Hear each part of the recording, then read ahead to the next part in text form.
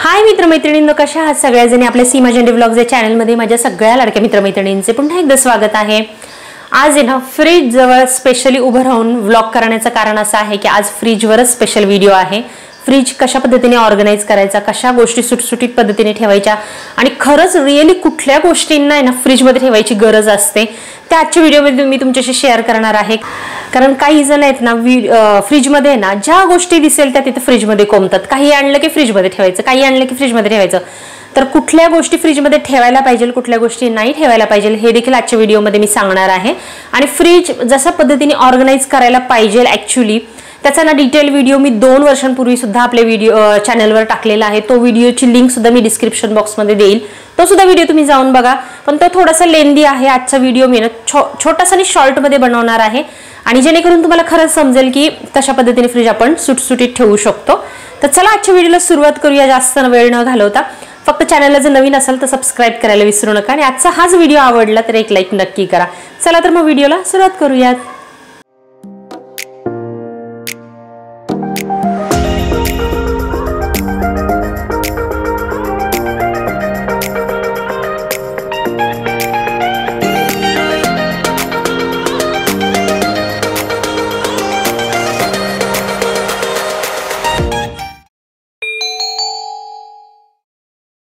अजून एक महत्त्वाची सर्वात टिप म्हणजे मला सांगायची म्हणजे ना फ्रीजमध्ये कोंबाकोंबी करू नका। ठीक आहे, होते कोंबाकोंबी कारण ऑफकोर्स आपण गृहिणी खूप कधी कधी गडबडीमध्ये असतो किंवा आपण एकटेच नसतो हँडल करणारे, बाकीचे आपल्या घरातले पण असतात, ते सुद्धा काही ना काहीतरी ठेवून देतात त्याच्यामध्ये। तर वेळेच्या वेळेला आहे ना वस्तू बाहेर काढायला शिका। तर समजा कालचं काही मळलेलं पीठ छोट्याशा डब्यामध्ये ठेवलेलं आहे आपण, ते 2 दिवस आपल्या लक्षातच नसतं की ते काळं होऊन जातं। तर त्याच्यामुळे प्रत्येक वेळेला जेव्हा पण तुम्हाला थोडासा वेळ असेल आणि तुम्ही काहीतरी फ्रीजमध्ये ठेवायला जाल तेव्हा एखादा शेजारचा डब्बा आहे ना तो उघडून बघत जा की त्याच्यामध्ये काय आहे, काय ठेवलंय। आपल्या डोक्यात राहिलं पाहिजे की प्रत्येक डब्यामध्ये काय आहे आणि जे काही वस्तू लागत नाहीत ना ती तिथले तिथे तुम्ही बाहेर काढून टाका। माझ्याकडून पण बऱ्याच वेळेला असं होतं की भाजी वगैरे राहिलेली रात्रीची ठेवली जाते आणि नंतर दुसऱ्या दिवशी ती आपण विसरून जातो खायची। शक्यतो विसरत नाहीच कारण सानवीचे पप्पा असे आहेत ना की काही पण जेवायला घेतलं ना तर ओट्यावर किचन ओट्यावरचं जे जेवण आहे ना ते घ्यायच्या अगोदर आहे ना पहिलं ते फ्रीजमध्ये चेक करतात की फ्रीजमध्ये शिळं काय राहिलेलं आहे आणि फ्रीजमधलं शिळं सगळं शोधून शोधून काढून पहिले खातात बिचारे। तर त्याच्यामुळे माझ्या फ्रीजमध्ये शक्यतो शिळं काही राहत नाही, पण तरी पण जर राहिलं चुकून तर अशा पद्धतीने ना आपण दरवेळेला जेव्हा आपण फ्रीज उघडू ना तेव्हा शेजारच्या डब्यात शेजारच्या वाटीत काय ठेवलेलं आहे एकदा जस्ट चेक करत जा आणि तिथले तिथे ते बाहेर काढून ठेवत जा। आणि त्याच्यानंतर जर आपण समजा एखादा फॉर एक्झाम्पल आता हे द्राक्षाचं जे कटोरी आहे, आता ही एवढी भरून आहे द्राक्ष म्हणून मी ही अख्खी कटोरी ठेवली आहे। आता ही खात खात आल्यानंतर समजा उगीच आपली वाटीभर राहिली तर एका वाटीच्या द्राक्षांसाठी एवढी मोठी कटोरी काहीच गरजेची नाहीये। तर अशा वेळेला आहे ना मोठ्या भांड्यातून लगेच छोट्या भांड्यामध्ये ना पदार्थ ट्रान्सफर करा। त्याच्यामुळे ना आपल्या फ्रीजमध्ये जागेची अडगळ होत नाही। म्हणजे भांड आहे एवढं मोठं आणि वस्तू आहे त्याच्यातली पदार्थ आहे एवढी एवढीसा, तर त्याच्यामुळे ऑफकोर्स फ्रीजमध्ये ना आपल्या खूप गचपण होतं, गर्दी होते, अडगळ होते। तर अशा ज्या पद्धती आहेत ना ह्या फॉलो करायला पाहिजे आपण, तरच आपला फ्रीज आहे ना एकदम सुटसुटीत राहील आणि एकदम मस्त राहील। सर्वात महत्त्वाची अजून एक टिप द्यायचं विसरलं ते म्हणजे फ्रीजच्या मागची जी स्पेस आहे ना ही स्पेस भरपूर ठेवा। माझ्या फ्रीजच्या मागे बघू शकता हे भरपूर एवढी स्पेस आहे, या बाजूने दाखवते तुम्हाला। कारण आपल्या फ्रीजच्या मागे आहे ना खाली बघू शकता तुम्ही अशा प्रकारे पाण्याचा ट्रे असतो, तर त्या ट्रे आणि आपल्या भिंतीच्या मध्ये ना भरपूर अशी जागा पाहिजे। आता प्रॉब्लेम असा होतो ना ह्या फ्रीजच्या मागे आहे ना अगस्त्य हात वगैरे घालतो, त्याच्यामुळे मला खूप भीती वाटते। तर मी थोडासा क्रॉस ठेवत असते फ्रीज, म्हणजे ह्या बाजूने बंद करते आणि त्या बाजूने उघडं ठेवते। तर अशा प्रकारे आहे ना भरपूर व्हेंटिलेशन फ्रीजच्या चारही बाजूने पाहिजे, शक्य म्हणजे मोस्टली तर मागच्या बाजूने पाहिजेलच पाहिजे। कारण मागच्या बाजूला ह्या फ्रीजचा कॉम्प्रेसर आणि बाकीच्या मशिनरी असतात। माझ्या फ्रीजच्या मागे तर हे सगळं बंद आहे, फक्त खालच्या बाजूला पाण्याचा तो टँक असतो ना मशीन कोल्ड राहण्यासाठी, तर त्याच्या वायर वगैरे सगळे आहेत। तर हे खाली ना जागा मागच्या बाजूला असणं खूप महत्त्वाचं आहे फ्रीजच्या। ठीक आहे, तर ही सुद्धा खूप महत्त्वाची टिप आहे। तर पहिल्यांदा सर्वात मी फ्रीजच्या बाहेरच्या बाजूने सुरुवात करते। बाहेरून फ्रीज तुम्ही बघू शकता अशा पद्धतीने आहे। या फ्रीजला आता येत्या मार्च महिन्यामध्ये 10 वर्ष पूर्ण होतील आणि हा फ्रीज आहे वर्लपूल कंपनीचा आणि बघू शकता 3 स्टार रेटिंगचा आहे आणि 262 लिटरचा हा फ्रीज आहे। स्टोरेज व्हॉल्यूम 236 लिटरची आहे आणि 310 star unit per year electricity consume करते. ओके, तर अशा पद्धतीने हा 6 सेन्स डीप फ्रीज असं सुद्धा याच्यावर लिहिलेलं आहे. अशा प्रकारे हा 10 वर्षापूर्वीचं हे जे मॉडेल आहे वर्लपूलचं, तर अशा पद्धतीने हा 262 लिटरचा माझा हा बाहेरून दिसतो सिल्वर कलरचा आणि त्याचे जे हँडल आहेत ते थोडेसे ग्रेइश कलरचे आहेत.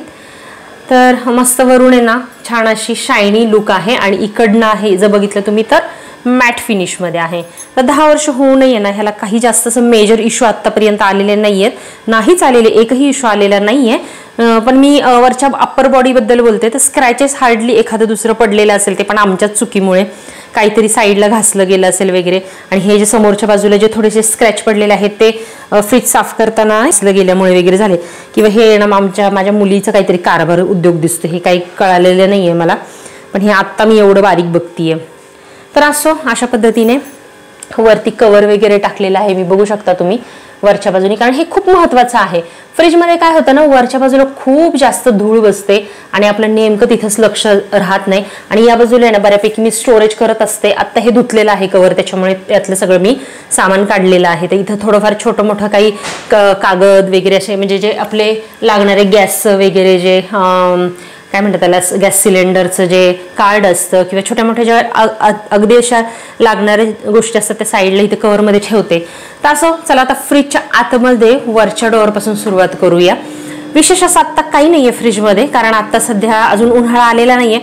उन्हाळ्यामध्ये मस्तपैकी इथे आईस्क्रीम्स वगैरे येणार आहेत. आत्ता तर सध्या जे आपल्याला सर्वात महत्त्वाचं लागतं ते म्हणजे हे आहे आईस पॅक. 2 प्रकारचे आईस पॅक इथे ठेवलेले आहेत वरती. आणि इकडे आहे ना मुलांसाठी जस्ट एक थोडंसं स्नॅक्स, आणि इथे आहे ना फ्रीज केलेले ग्रीन पीस आहेत, म्हणजे हिरवई मटार आहेत. तर हे ना अशा प्रकारचे थंडीच्या दिवसांमध्ये म्हणजे सीझनमध्ये ना, मटारच्या सीझनमध्ये इथे मटार अशा प्रकारे ना मी कॅरी बॅगमध्ये फ्रीज करून ठेवत असते, स्टोअर करून ठेवत असते. हे खूप 6-6 महिने सुद्धा हे मटार खूप छान प्रकारे राहू शकतात. आणि इथे हे बर्फाचे स्टोरेज आहे. अशा प्रकारे जर आपण हे हलवलं म्हणजे मूव्ह केलं तर ह्यातलं जे बर्फ आहे ना, हे खालच्या ट्रेमध्ये हा बर्फ आपला साठतो आणि बराच वेळ हा बर्फ तशाच्या तशा कंडिशनमध्ये साठून राहतो. म्हणजे एवढा बर्फ आपण इथे साठवून ठेवू शकतो. तर बर्फाचं स्टोरेज छान भरपूर आहे. आणि या बाजूला इथे छोटेसे फ्रीज रॅक आहेत, इथे आपण काही चॉकलेट्स वगैरे ठेवू शकतो. आता इथे मागच्या वेळेला मी चॉको चिप्स वगैरे ठेवले होते, पण आता मी काही तसं ठेवलेलं नाहीये, कारण मग काय होतं फ्रीजमध्ये असलं ना की मुलांचे खूप चॉकलेट्स वगैरे खाल्ले जातात. त्याच्यामुळे मी इथं काही चॉकलेट्स वगैरे ठेवलेले नाही आहेत. आता हा इथं रिकामच आहे. आणि इथं तुम्ही औषधं वगैरे पण ठेवू शकता, म्हणजे गोळ्या औषधं वगैरे पण ठेवू शकता. तर बघू शकता वरच्या बाजूला तर एकदम सुटसुटीतच आहे. आता येऊया खालच्या साईडला. फ्रीजचा लुक तुम्ही असं इथे बघू शकता, अशा पद्धतीने आहे. आता काय काय ठेवले ते मी सांगते तुम्हाला. एकदम याच्यामध्ये सुद्धा आहे ना भरपूर छान असं स्टोरेज आहे. तर सर्वात पहिल्या कप्प्यामध्ये हे ते जी क्विक चिल आहे, इथे फिश वगैरे आपण ठेवू शकतो, किंवा आपल्या जे ज्यूसचे बॉटल्स वगैरे आहेत ते आपण इथे ठेवू शकतो. पण आता सध्या आहे ना मी ह्या ज्या 3 बॉटल्स आहेत ह्या आम्हाला ना डेलीच्या वापराला लागतात अधूनमधून, तर त्याच्यामुळे नाही ह्या मी इथंच ठेवलेल्या आहे. त्याच्यामध्ये कधी आपण पाणी पण भरून ठेवू शकतो.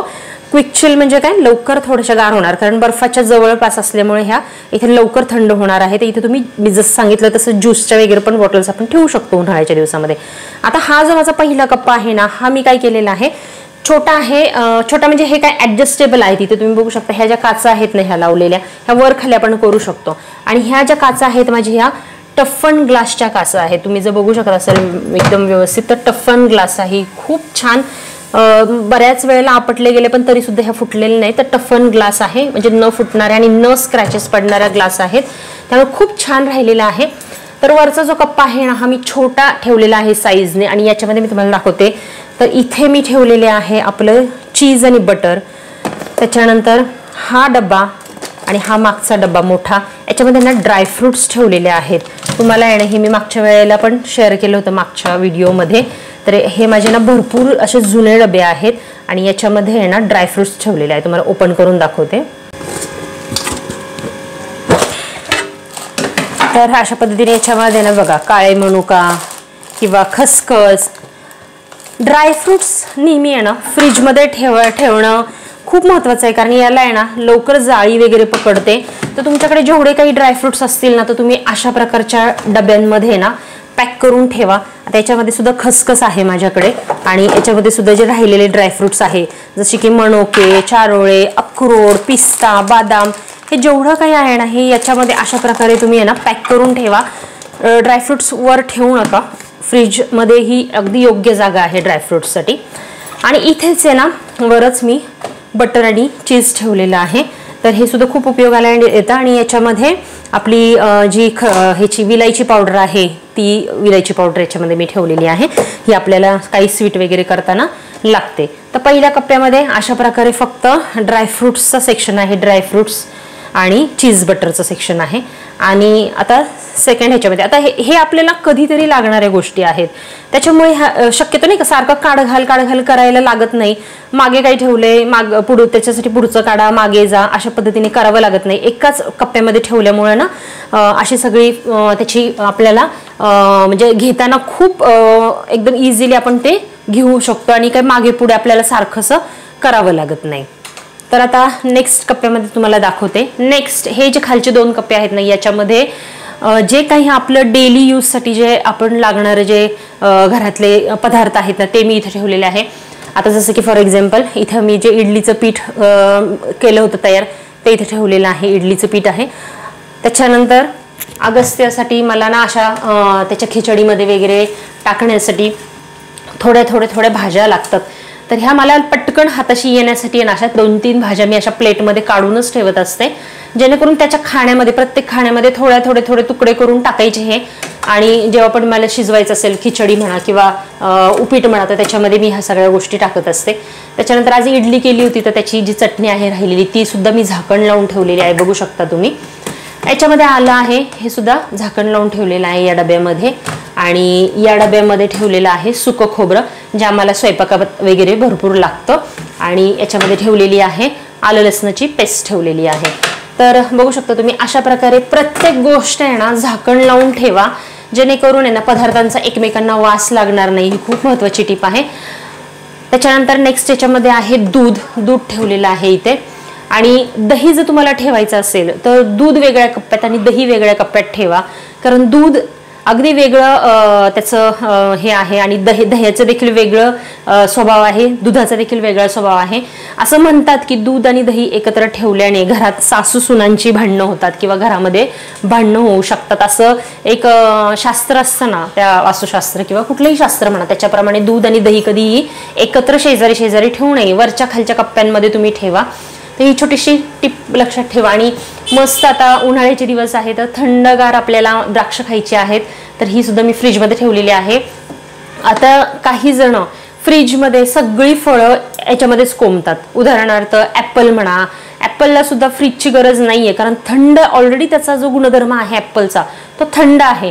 आणि जर परत त्याच्यामध्ये तुम्ही थंडच ठेवा, थंड फ्रीजमध्ये ठेवाल तर ते अजून थंड होणार आहे आणि मुलांना ते थंड आपण देणं आरोग्यासाठी अजिबात हितकारक नाहीये. त्याच्यामुळे ज्या गोष्टी खरंच थंड करून खायला पाहिजे, जे पदार्थ म्हणजे जे फ्रुट्स, तेच आपण फक्त फ्रीजमध्ये ठेवायचे. उदाहरणार्थ जसं मी द्राक्ष ठेवलेली आहे किंवा आपण आता उन्हाळ्याच्या दिवसामध्ये कलिंगड येतात, कलिंगड अशा प्रकारचे जे फळं आहेत ना ती तुम्ही फ्रीजमध्ये ठेवा, जी अशी थंड करून खायला योग्य आहेत. आता पुढचं सर्वात मोठं इम्पॉर्टंट गोष्ट म्हणजे ना ही आहे माझं कडधान्याचा डब्बा. हा कडधान्याचा डब्बा आहे. इथे मागे मटकी बघू शकता तुम्ही. मटकी आता ह्यावेळेला जरा जास्त आणली होती, 3 किलो, त्याच्यामुळे ती 2 किलो असेल, तर त्यामुळे ती तिथे मी एक्स्ट्रा ठेवली या डब्यात, जागा नाही. तर सगळी जी कडधान्य आहेत ना अशा प्रकारे ना डब्यात स्टोअर करून ठेवायची आहे. तर आता ही कडधान्य आहेत ना याला तुम्ही कुठल्याही प्रकारचं पावडर वगैरे लावायची गरज नाही, कारण फ्रीजमध्ये इतकी छान राहतात ना. आणि हा छोटासा डब्बा इथे बरोबर फिट झालेला आहे, जो जास्त मला लागत नाही आणि त्याच्यामुळे तो मागे बरोबर बसलेला आहे. आणि सेम अशाच प्रकारचा अजून एक डब्बा इथे ठेवलेला आहे, तो मी दाखवेलच तुम्हाला. तर कडधान्य सुद्धा फ्रीजमध्ये स्टोअर करणं खूप बेस्ट आहे. 2-3 वर्ष तुमच्या कडधान्याला काही होणार नाही. तुम्ही त्याला काहीही पावडर वगैरे न लावलं तरी सुद्धा काही होणार नाही. आता नेक्स्ट स्टोरेज सेक्शन आहे आपलं ह्याचं भाज्यांचं.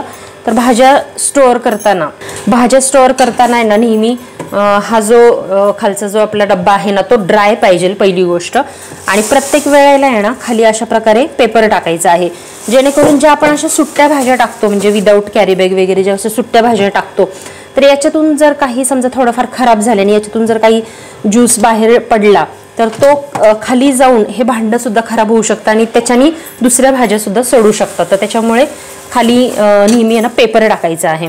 अशा प्रकारे इथे भाज्या सुद्धा आपण छान पद्धतीने इथे स्टोअर करू शकतो. आता इथे मॉइश्चर कंट्रोल आहे, याच्यामध्ये हे पॅक किंवा असं ओपन आपण करू शकतो. तर मी शक्यतो काय एवढं हे वापरत नाही, एका दोन्ही बाजूनी तर सेमच आहे, हाय आणि लो. तर थोडंफार गार खालच्या बाजूला कमीच असतं, त्याच्यामुळे त्या बरोबर ॲडजस्ट होतात. तर आता वळूया दरवाजाच्या सेक्शनकडे. दरवाजाच्या सेक्शनमध्ये आहे ना माझ्या इथे अशा प्रकारे जागा स्टोरेज दिलेली आहे. इथे बघू शकता अंड्यांचं ट्रे आहे. 8 अंडी एका वेळेला बसू शकतात. आता मागच्या आठवड्यात आणलेलं अंडं एकच राहिलेलं आहे.